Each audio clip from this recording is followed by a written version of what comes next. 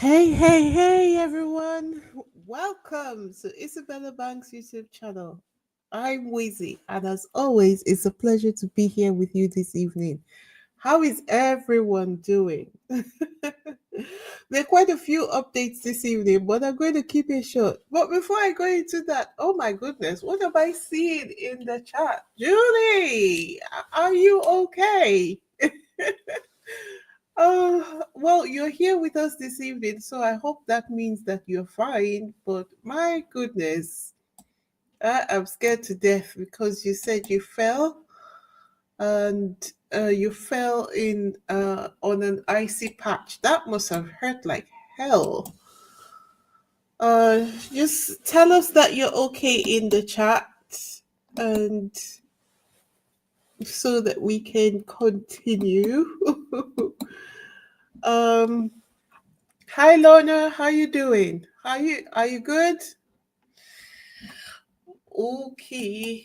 Let's dive right in because we have a few things to talk about this evening. The news cycle never stops, where especially when it comes to the Sussexes. So um we have seen that Prince Harry has done a surprise appearance on behalf of Wellchild, and we're going to be talking about that and a few other things this evening. So let's dive right in, shall we? Fresh off of his victory over Murdoch's newspaper last week, what does Prince Harry do? I'm guessing celebrate, but you know what? If it was me, I would be celebrating for like 3 months nonstop. But what does Prince Harry do? He is right back to business. Like clockwork, he has showed up in a surprise video urging nominations for the 20th annual Well Child Awards in 2025. And when you imagine that Prince Harry became patron of this charity in 2008, I think it was, and this is their 20th year. So he has consistently shown up for um 12 years, I think it is, if the calculation is correct. Correct me in the comment section if you could, please. He has been patron since 2008. It's 2025 now, so that means 17 years. 17 years. And you know what? Harry is in his element when he's discussing his charities, especially the Well Child charity. If you have had a chance to look at the video, you will see his expression. He's really relaxed. As with all his charities, he's quite obvious that he knows what he's talking about. And he's just really rested and happy to be there. And I don't know whether there's any, if they ever got another patron. Obviously, everyone's got talent, right? But there are some people who are just. If they ever got another patron, obviously, everyone's got talent, right? But there are some people who are just. Okay, then. Obviously, everyone. So let me turn off that second window of this podcast somewhere. Everyone's got talent, but I don't know.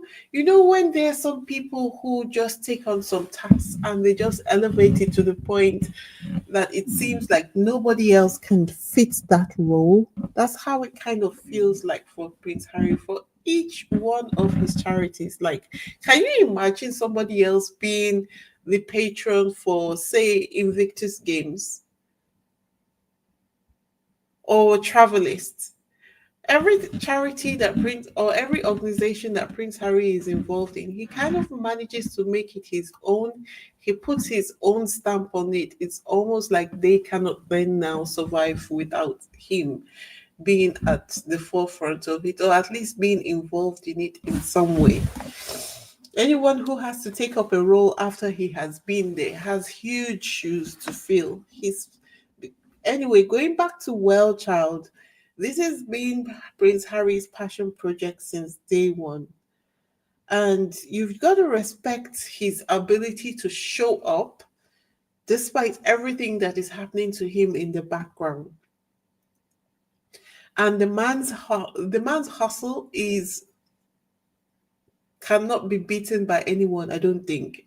I think it was it The Rock or Steve Harvey, who they used to say was the hardest working man in Hollywood. I think Prince Harry has beaten them now.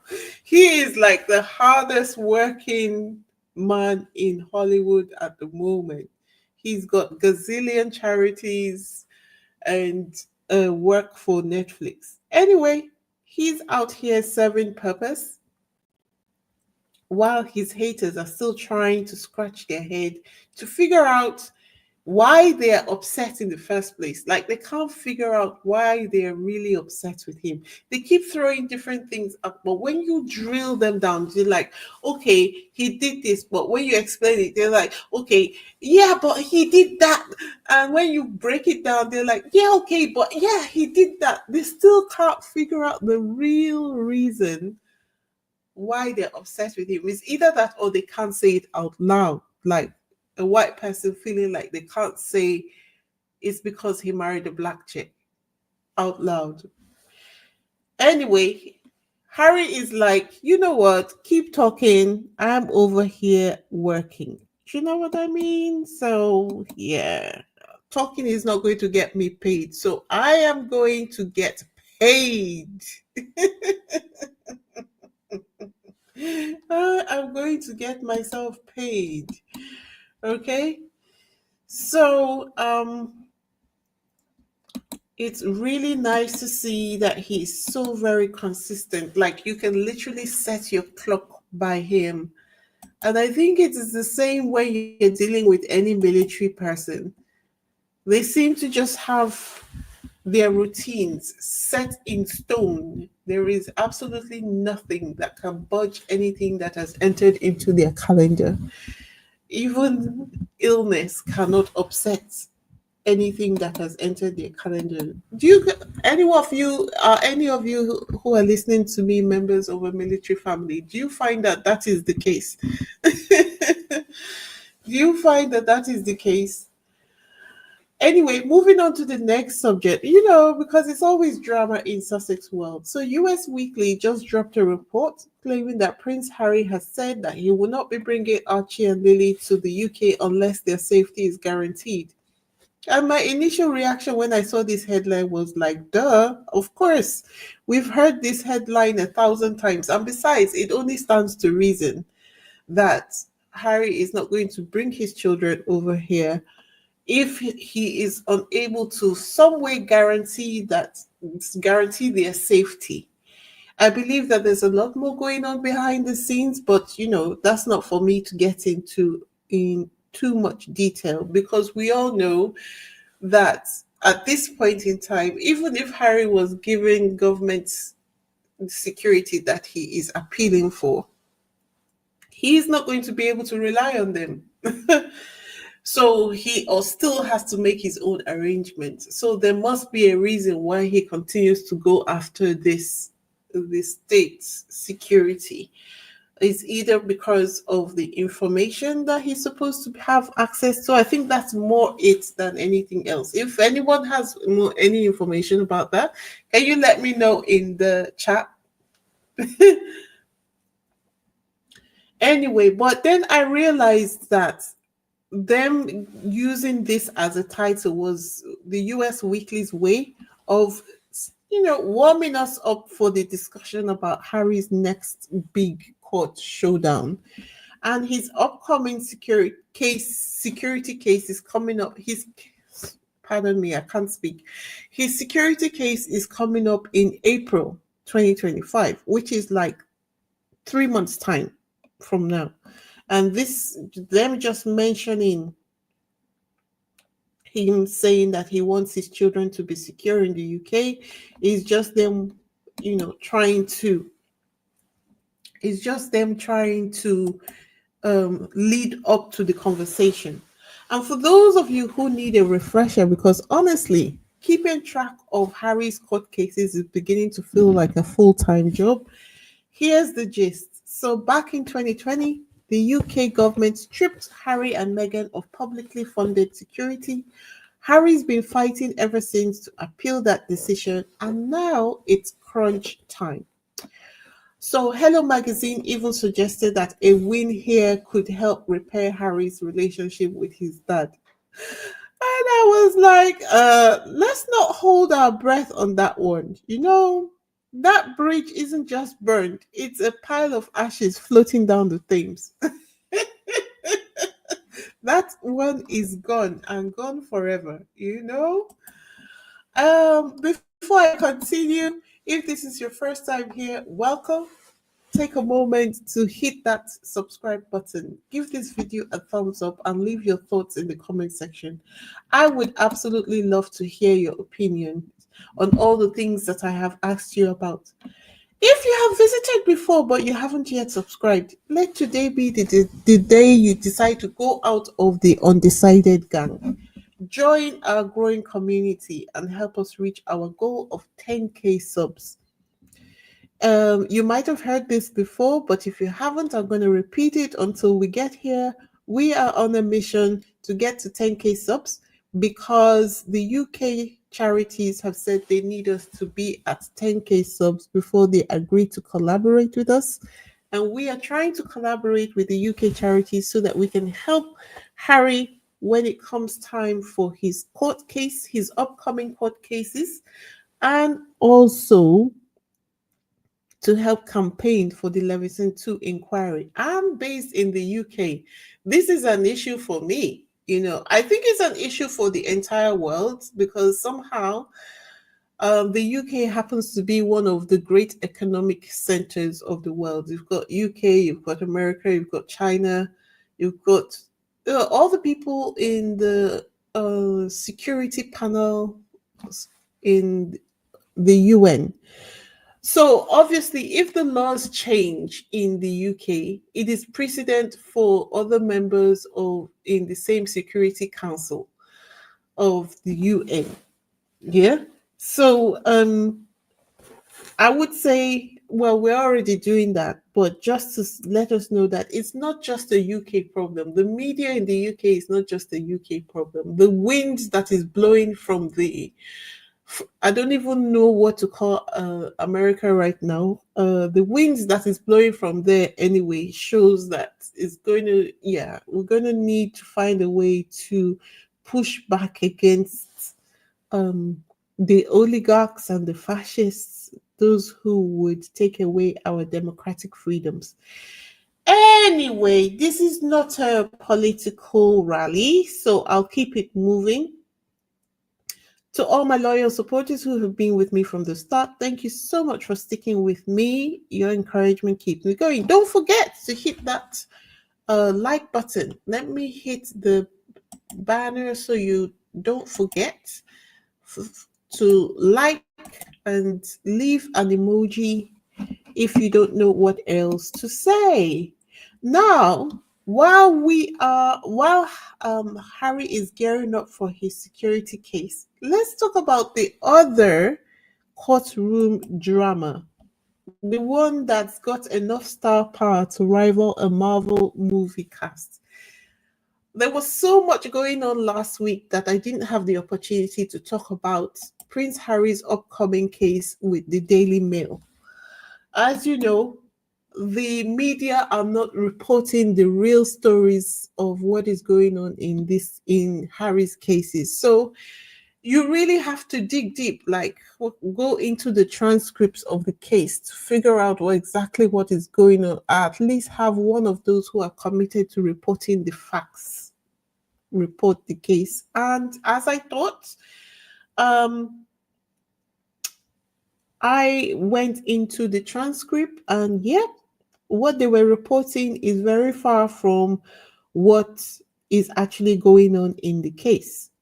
So, for those who don't know, I'll just take you back a bit. So, who are the parties in Harry's case against the Daily Mail? It's just that Harry's name is so big that he's usually put at the forefront of these cases. But just like his case against the Murdoch papers, NGN, it's not just Harry, it's Prince Harry, Stephen Lawrence's mother, Baroness Lawrence, Sir Elton John, his husband, David Furnish, actress Sadie Frost, Liz Hurley, politician Simon Hughes. They're all part of the case. They have 7 parties who have lawsuits against the Daily Mail. These folks, they are not just rolling up for a little tea. They are serious. They've come up with major receipts and allegations of some seriously shady practices. And here's the list of accusations. So they're accusing the Daily Mail of listening devices in cars, burglaries to order, and hacking into private phone conversations. Honestly, the Daily Mail is out here running operations that sound straight out of a James Bond villain play handbook. Uh, and of course, the Daily Mail is denying everything. They're like, who?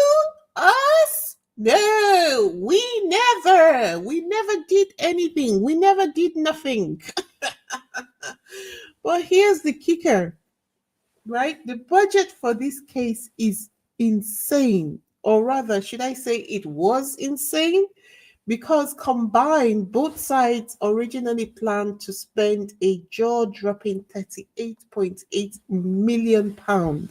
Like, who needs that much money for lawyers? Are they billing by the syllable? But the judges stepped in and they were like, nope, not today. They capped the legal budgets for both sides at 4 million per side, making the battle a little bit more manageable for Harry. And honestly, this is great news. Why? Because now we don't have the same David versus Goliath legal fee situation that he had dealt with in his case against the Murdoch papers.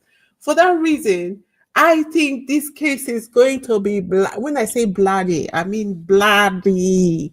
It's going to be fight to the finish because Prince Harry can go as far as he wants now without settling, just to get the truth exposed now that the fees have been capped. That's probably the reason why he did that in the first place. He played them very, very well.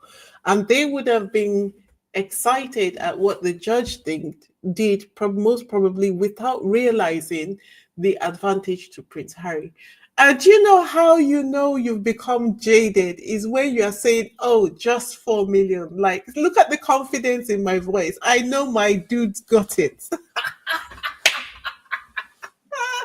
I know that 4 million is nothing from Prince Harry now. Oh my gosh. Oh my gosh.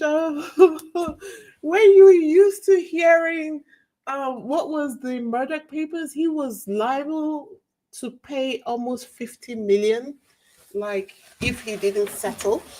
And at that he was still prepared to proceed, not to talk about now that they're saying that the fees have been capped at £4 million. Like, that's chicken change for our guy.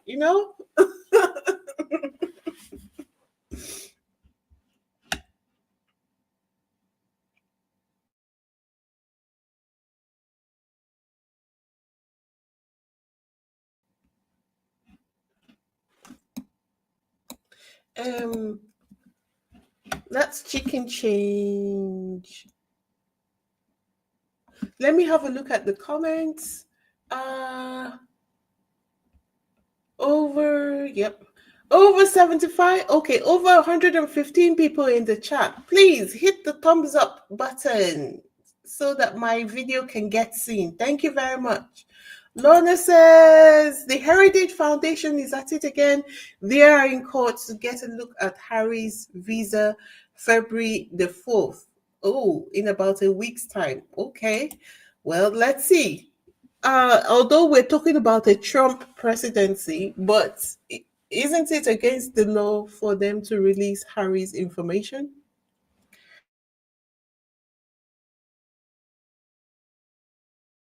I will look into that. I will go deeper to look into what's going on with that. Uh, Isabella Bags is trying to get Levison 2 reopened in order for other organizations to take her word seriously. She needs 10K subs. Really and truly, if you haven't subscribed, subscribe now. What annoys me about the fail is that the judge limited legal fees for this case. But what about the last case? If legal fees were limited there, maybe Harry would have let it go to court. I wonder the reason. That's a good point, you know.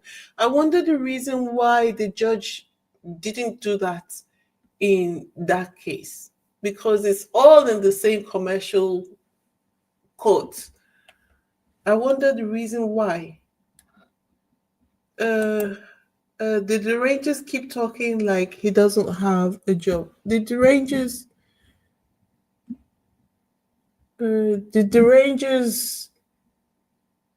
they are not okay. We have already established, honestly. I do not think limited legal fees had to do with Harry, but Lord Rothermere, owner of the fail, private. Has taken the company private. Okay. Just trying to think about the what that has to do with the legal fees. What does that have to do with the legal fees? I will look into this case of the Heritage Foundation going back to court to try and see what they can do about Prince Harry's visa. But I don't think that they will get anywhere, because if it is the law that his visa application is not allowed to be released to the public, then would Trump then be willing to break the law? Anyway, he seems to be ready to do that right now. America is experiencing all kinds of pain for having allowed Trump back into he I understand that he has frozen all federal funding. So a lot of the Medicaid and a lot of the benefits that low income people get are all being frozen. Is that true? Anyway, um, it's not a long one this evening. You have just given me something.